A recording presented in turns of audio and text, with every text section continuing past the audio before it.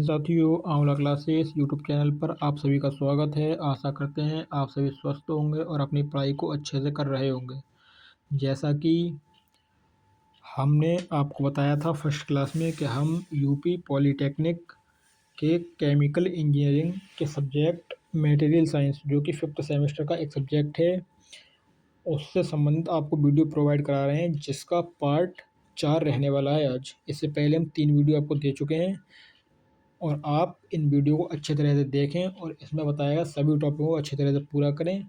यदि आप केवल इतना ही करके जाते हैं तब भी आप 30+ नंबर आराम से ले आएंगे, लेकिन आपको लिखना इसी तरह होगा, पॉइंट बाई पॉइंट। तो आइए स्टार्ट करते हैं आज की क्लास को,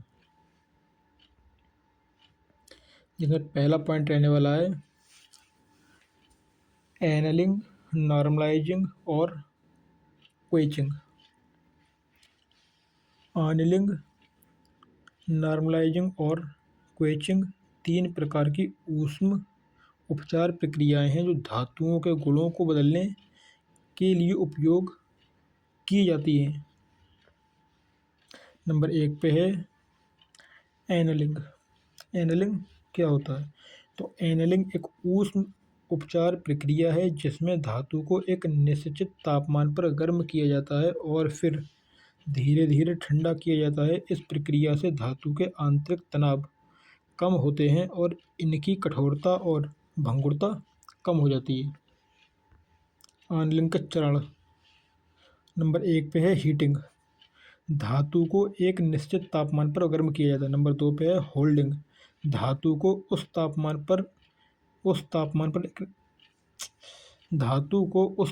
पर एक निश्चित समय तक रखा जाता है। नंबर 3 पे कूलिंग। धातु को धीरे धीरे ठंडा किया जाता है। एनलिंग के लाभ क्या क्या हैं? नंबर 1, धातु के आंतरिक तनाव कम होते हैं। नंबर 2, धातु की कठोरता और भंगुरता कम होती है। नंबर 3, धातु की मशीनिंग और फैब्रिकेशन में सुधार होता है। देखेंगे नॉर्मलाइजिंग क्या है। नॉर्मलाइजिंग एक ऊष्म उपचार प्रक्रिया है जिसमें धातु को एक निश्चित तापमान पर गर्म किया जाता है और फिर हवा में ठंडा किया जाता है। इस प्रक्रिया से धातु के आंतरिक तनाव कम होते हैं और इसकी कठोरता और शक्ति बढ़ती है। फिर नॉर्मलाइजिंग के चरण क्या क्या रहने वाले हैं। नंबर 1 पे हीटिंग दिया है। धातु को एक निश्चित तापमान पर गर्म किया जाता है। नंबर 2 पे दिया कोल्डिंग। धातु को उस तापमान पर एक निश्चित समय तक रखा जाता है। कोल्डिंग नहीं, होल्डिंग। क्या? होल्डिंग। धातु को उस निश्चित समय पर उस तापमान पर एक निश्चित समय तक रखा जाता है। नंबर 3 पर कूलिंग। धातु को हवा में ठंडा किया जाता है। कहते हैं नॉर्मलाइजिंग के लाभ। नॉर्मलाइजिंग के लाभ है। नंबर 1, धातु के आंतरिक तनाव कम होते हैं। धातु की कठोरता और शक्ति बढ़ती है। धातु की मशीनिंग और फैब्रिकेशन में सुधार होता है। नंबर 3 पर आते हैं क्वेचिंग क्या है। क्वेचिंग एक ऊष्म उपचार प्रक्रिया है जिसमें धातु को एक निश्चित तापमान पर गर्म किया जाता है और फिर तेजी से ठंडा किया जाता है। इस प्रक्रिया से धातु की कठोरता और शक्ति बढ़ती है, लेकिन इसकी भंगुरता भी बढ़ती है। क्वेचिंग के चरण। तो क्वेचिंग के चरण रहने वाले हैं, उसे देखते हैं। Number 1, heating. धातु को एक निश्चित तापमान पर गर्म किया जाता है। Number 2, holding. धातु को उस तापमान पर एक निश्चित समय तक रखा जाता है। नंबर 3 पर कूलिंग। धातु को तेजी से ठंडा किया जाता है, आमतौर पर पानी या तेल में। फिर क्वेचिंग के लाभ। तो नंबर 1 पर दिया क्वेचिंग की कठोरता और शक्ति बढ़ती है। वो धातु की कठोरता और शक्ति बढ़ती है क्वेचिंग से। धातु की वेयर रेसिस्टेंस बढ़ती है। धातु की कटिंग और मशीनिंग में सुधार होता है। अगला क्वेश्चन है शक्ति परीक्षण और इम्पैक्ट परीक्षण क्या होता है, उसे जानना है। तो शक्ति परीक्षण और इम्पैक्ट परीक्षण 2 प्रकार के परीक्षण हैं जो धातुओं के गुणों को निर्धारित करने के लिए उपयोग किए जाते हैं। शक्ति परीक्षण क्या है, जिसे हम कहते हैं स्ट्रेंथ टेस्टिंग। शक्ति परीक्षण एक प्रकार का परीक्षण है जो धातु की शक्ति को निर्धारित करने के लिए उपयोग किया जाता है। इस प्रक्रिया में धातु के नमूने को एक निश्चित बल के साथ खींचा या दबाया जाता है और इसके परिणामस्वरूप होने वाली विकृति को माप लिया जाता है। इसे कहते हैं शक्ति परीक्षण। शक्ति परीक्षण के प्रकार कितने हैं, उसे देखते हैं। नंबर 1 पर दिया है तनाव परीक्षण, जिसे हम कहते हैं सॉइल टेस्टिंग, इस परीक्षण में धातु के नमूने को खींचा जाता है और इसके परिणामस्वरूप होने वाली विकृति को मापा जाता है। नंबर 2 पे संपीड़न परीक्षण, कहता है कंप्रेसिव टेस्टिंग, इस परीक्षण में धातु के नमूने को दबाया जाता है और इसके परिणामस्वरूप होने वाली विकृति को मापा जाता है।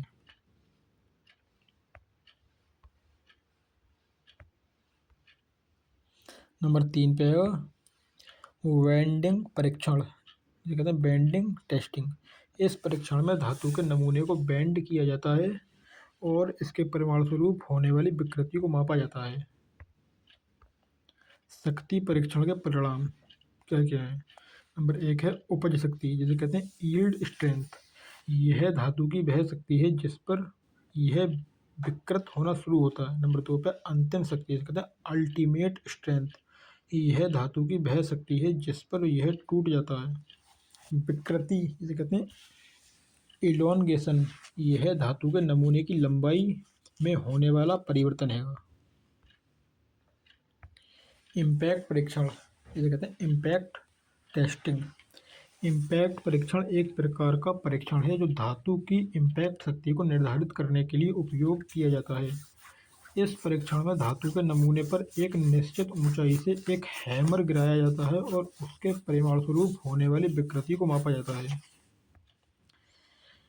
इम्पैक्ट परीक्षण के प्रकार, नंबर 1 पे है 4P इम्पैक्ट परीक्षण, लेकिन 4P इम्पैक्ट टेस्टिंग, इस परीक्षण में धातु के नमूने पर एक निश्चित ऊंचाई से हैमर, जिसे हथौड़ा कहते हैं, गिराया जाता है और इसके परिणामस्वरूप होने वाली विकृति को मापा जाता है। नंबर 2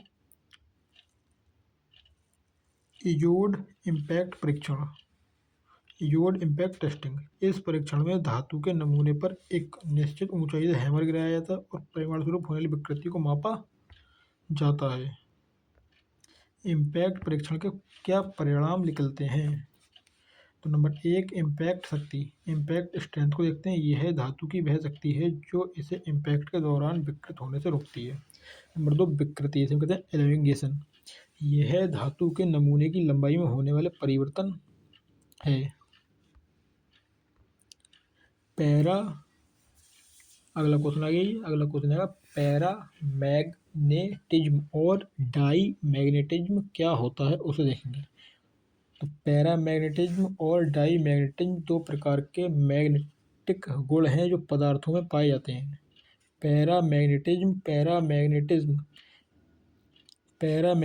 एक प्रकार का मैग्नेटिज्म गुण है जिसमें पदार्थ मैग्नेटिक क्षेत्र में आकर्षित होते हैं। यह गुण उन पदार्थों में पाया जाता है जिनमें अयुग्मित इलेक्ट्रॉन होते हैं। जब एक मैग्नेटिक क्षेत्र लगाया जाता है तो ये अयुग्मित इलेक्ट्रॉन मैग्नेटिक क्षेत्र की दिशा में संरेखित हो जाते हैं और पदार्थ मैग्नेटिक क्षेत्र में आकर्षित होता है।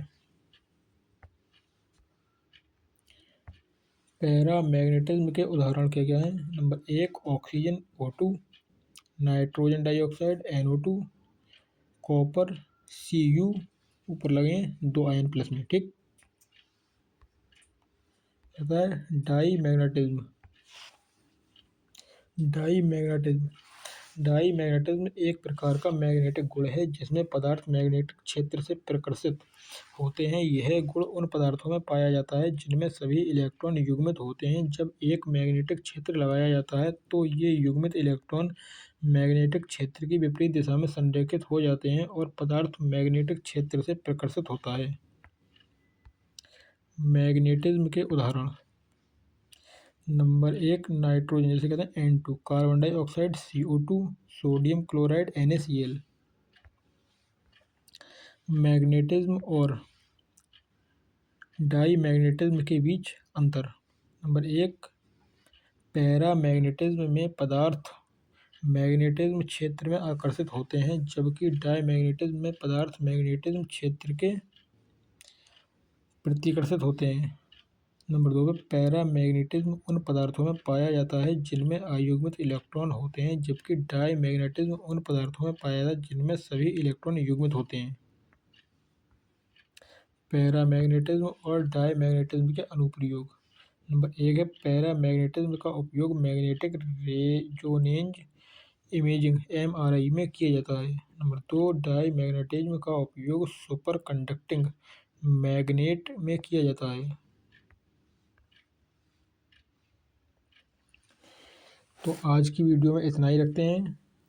अगर वीडियो पसंद आई हो तो उसे लाइक करें, शेयर करें, चैनल को सब्सक्राइब करें, अपने दोस्तों के पास ज़्यादा से ज़्यादा शेयर करें जिससे किसी को कोई बैक ना लगे और अच्छे नंबरों से आपके सभी साथी पास हो जाएं। तो आज की क्लास में इतना ही, मिलते हैं फिर अगली क्लास में।